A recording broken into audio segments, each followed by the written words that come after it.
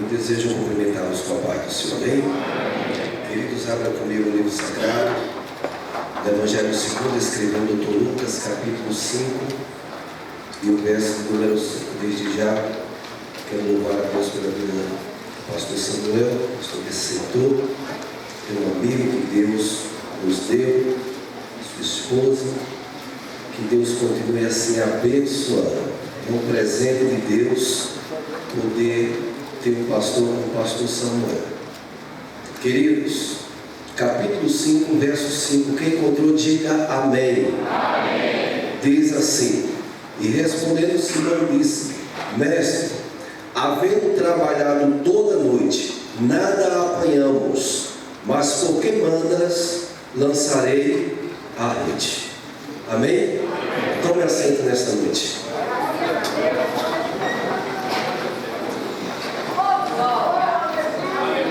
Quem crê aqui, sabe que paraibano fala arrastado, né, irmãos?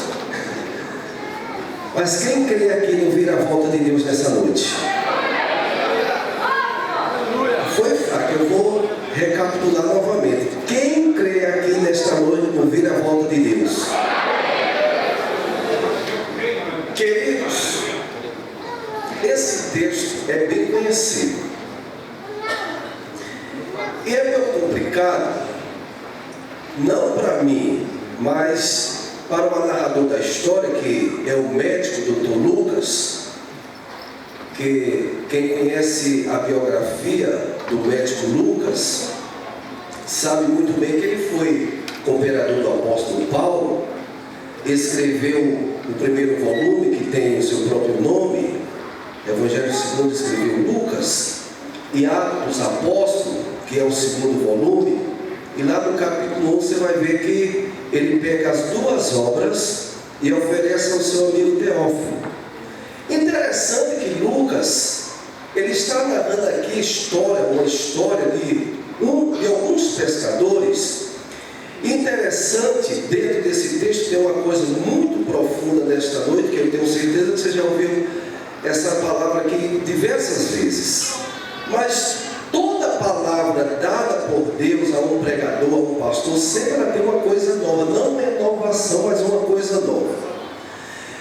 E para você entender isso aqui, você veja que os romanos, eles dividem a noite em 4 períodos, cada período uma vigília. É assim, de 6 às 9, das 9 à meia-noite, da meia-noite às 3 da manhã, das 3 às 6, aonde se encerra o período da noite e começa o período do dia.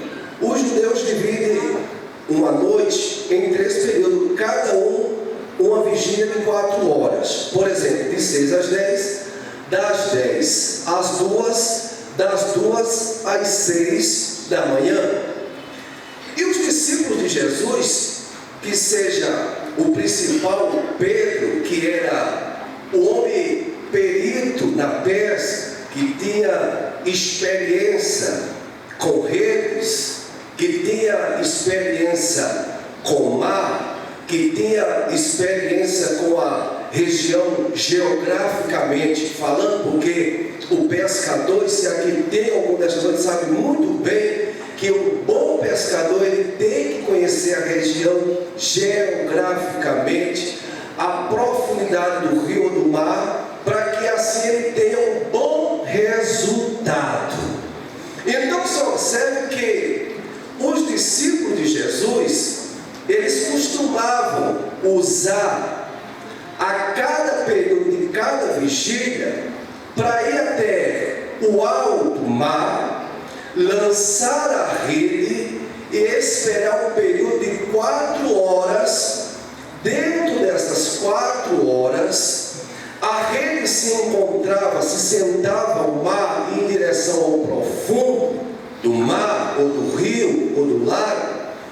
E após as 4 horas, o Pedro, que era o capitão do barco, ele dava a ordem para que agora os demais companheiros puxassem a rede até o barco.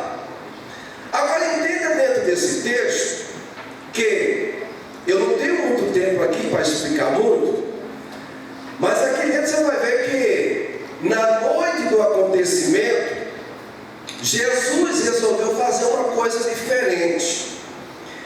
E quando Jesus quer fazer uma coisa diferente na nossa vida, Ele complica as coisas. E até que Ele mostra que as nossas experiências nem sempre valem para tudo que nós queremos fazer. E você vai ver no decorrer desse texto. E nesta noite, o Pedro, na noite do acontecimento, ele convida os discípulos a ir até o lago de Genezaré. E quando eles chegam lá, por volta das 18 horas, ele dá ordem para que lance a rede a primeira vez. E eles esperam 7, 8, 9, 10. Puxa a rede.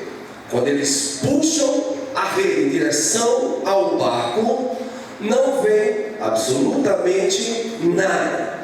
Só para você entender essa mensagem no decorrer do tempo, e para que a sua mente se encontre mais com a palavra, esse relógio que nós usamos, ele é conhecido como tempo Cronos. Tempo Cronos quer dizer tempo dos homens. É aquilo que Salomão falou no capítulo 3, que na realidade Eclesiastes se fala capítulo, se fala números e versos. Mas você fala como você quiser, não é pecado falar números ou capítulos, é só por conta da ordem teológica. Mas você veja que quando Salomão diz assim: e tudo há o seu tempo determinado debaixo do sol. Quando ele fala disso, ele fala do tempo Cronos, tempo dos homens. Se você trabalha numa empresa, você está sujeito a esse tempo. Se você vai fazer uma viagem, você está sujeito a esse tempo. Se você marca uma reunião, você está sujeito a esse tempo. Mas existe o segundo tempo, que é conhecido na teologia, é uma palavra que vem do grego, que quer dizer kairos. Kairos quer dizer tempo de Deus. E você vai ver o apóstolo Pedro, na sua primeira carta, capítulo 5, versículo 6, falando também desse relógio, quando ele diz assim: humilhai-vos, pois, debaixo da potente mão de Deus, para que a seu tempo, não é tempo dos homens, tempo de Deus, para que a seu tempo Ele vos exalte.